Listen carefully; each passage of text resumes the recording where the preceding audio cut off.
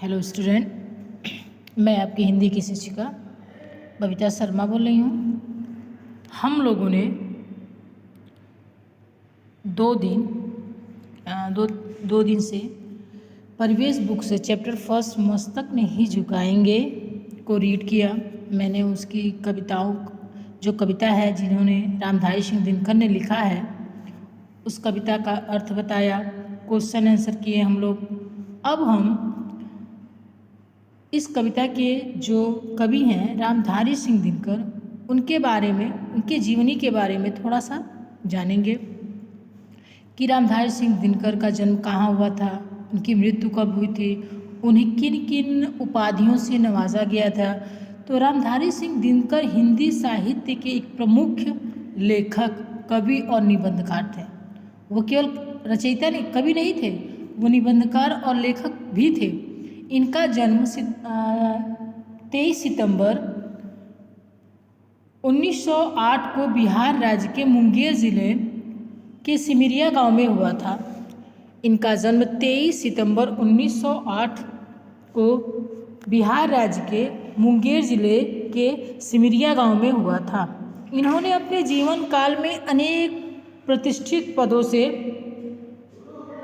सम्मानित किया गया। इन्हें राष्ट्र कवि की उपाधि से सम्मानित किया गया तथा इनके जो उर्वशी काव्य ग्रंथ है उसके लिए इन्हें भारतीय ज्ञानपीठ पुरस्कार दिया गया। इन्हें भारत सरकार द्वारा, किसको, रामधारी सिंह दिनकर को भारत सरकार द्वारा पद्म भूषण की उपाधि से भी अलंकृत किया गया, मतलब सुशोभित किया गया।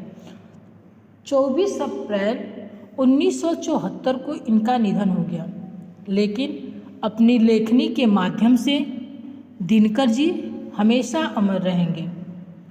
रामधारी सिंह दिनकर को अनेक उपाधियों से नवाजा गया था और कहा जा रहा है कि वो उनकी मृत्यु हो चुकी है, फिर भी अपने लेखनी के माध्यम से क्या है, हम लोगों में अमर है। आपके बुक में है कि इस कविता में कवि ने भारत के किन किन गुणों का उल्लेख किया है। रामधारी सिंह दिनकर ने इस कविता में भारतवासियों के किन किन गुणों का वर्णन किया है। तो इस कविता में कवि ने भारतवासियों की वीरता, धीरता, गंभीरता और स्वाभिमान आदि गुणों का उल्लेख किया है। इस कविता में कवि ने भारतवासियों की वीरता, गंभीरता, धीरता और स्वाभिमान आदि गुणों का उल्लेख किया है। भारतवासी शांति के दूत हैं जो पूरे विश्व में शांति का संदेश फैलाते हैं। भारत ने सभी संस्कृतियों को अपनाया है। आज भारत का युवा सजग है, वह शोषण के आगे अपना मस्तक नहीं झुकाएगा। दूसरा है आशय स्पष्ट कीजिए। दो कविताएं दी गई हैं, 2 लाइन है, उसका अर्थ हमें बताना है। तो पहला है, हम प्रहरी ऊंचे हिमाद्रि के सुर भी स्वर्ग की लेते हैं। इस लाइन में कवि कहता है कि भारत का युवा उन देवदार और चीड़ के वृक्षों की भांति है जो हिमालय की रक्षा करती है, जिनकी ऊंचाई आसमान को छूती है। उन्हें देखकर लगता है कि मानो वे स्वर्ग की खुशबू ले रहे हैं। कह रहे हैं कवि कि भारत का युवा उन देवदार और चीड़ के वृक्षों की भांति है जो हिमालय की रक्षा करती है, जिनकी ऊंचाई आसमान को छूती है। उन्हें देखकर लगता है मानो स्वर्ग की खुशबू ले रहे हैं। दूसरा है, वीर प्रसूव माँ की आंखों के हम नवीन उजियाले हैं। कवि कह रहे हैं कि वीरों को जन्म देने वाली धरती माँ, वीरों को जन्म देने वाली भारत माँ की आंखों के हम युवा वर्ग नवीन उजियाले हैं, अर्थात हम भारत को विकास के पथ पर आगे ले जाने वाला युवा वर्ग भारत माँ की आंखों के उजियाले हैं। बुक में है बहुविकल्पी प्रश्न। कविता में प्रभात की नई किरण का प्रयोग किसके लिए किया गया है? तो इसमें भारत के लिए किया गया है। फिर कविता में किस महासागर का उल्लेख है?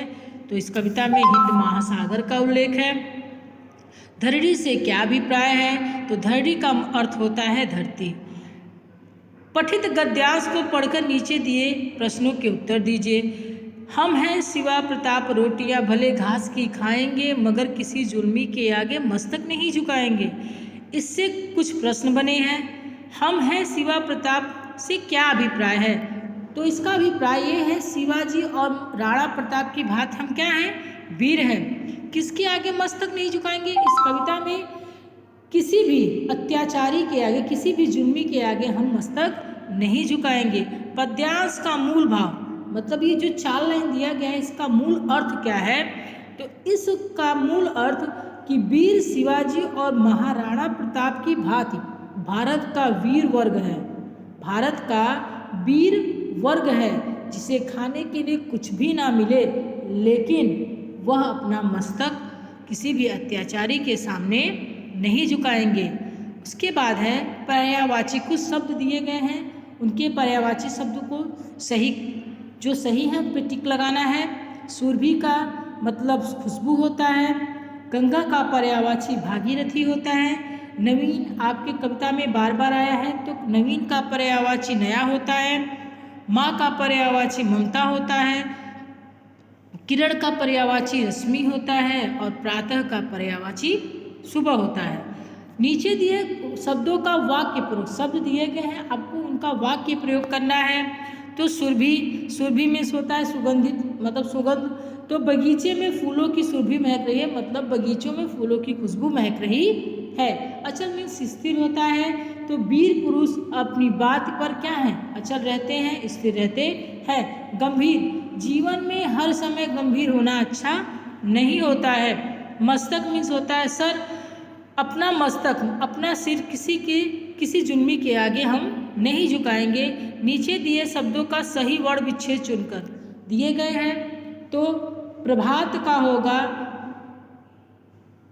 प प्लस र प्लस अ प्लस भ प्लस आ प्लस त प्लस अ, प्रभात का ये वर्ण विच्छेद सही है। परिवार में प प्लस अ प्लस र प्लस छोटी प्लस व प्लस आ प्लस र प्लस अ, और उद्योग का उ प्लस द प्लस य प्लस ओ प्लस ग प्लस अ, और सैनिक का सही वर्ण विच्छेद है दूसरा वाला, स प्लस ए प्लस न प्लस ई प्लस क प्लस अ। दिया गया है विलोम शब्द लिखिए। पर्यायवाची का होता है मतलब समान अर्थ देने वाला, और विलोम का होता है विपरीत अर्थ देने वाला, उल्टा अर्थ देने वाला। तो नवीन का पुरातन होगा, स्वर्ग का नरक होगा, वीर का कायर होगा, ऊंचा का नीचा होगा, गंभीर का चंचल होगा, और शांति का अशांति होगा। हमने पढ़ा कि पहला चैप्टर आपका है मस्तक नहीं झुकाएंगे। इसके रचयिता रामधारी सिंह दिनकर जी हैं। इन्होंने इसमें अपने वीर सपूतों को संबोधित करके लिखा है कि जो हमारी आज की नई पीढ़ी है, नया वर्ग है, युवा वर्ग है, वो हमारे जो वीर सपूत थे, अमर सपूत थे, उनसे कम नहीं है, उन्हीं की भांति हैं। वो भी अपने पूर्वजों की भांति इस देश के लिए मर मिटने को तैयार हैं। वो मर जाएंगे पर किसी भी अत्याचारी के सामने अपना सर नहीं झुकाएंगे।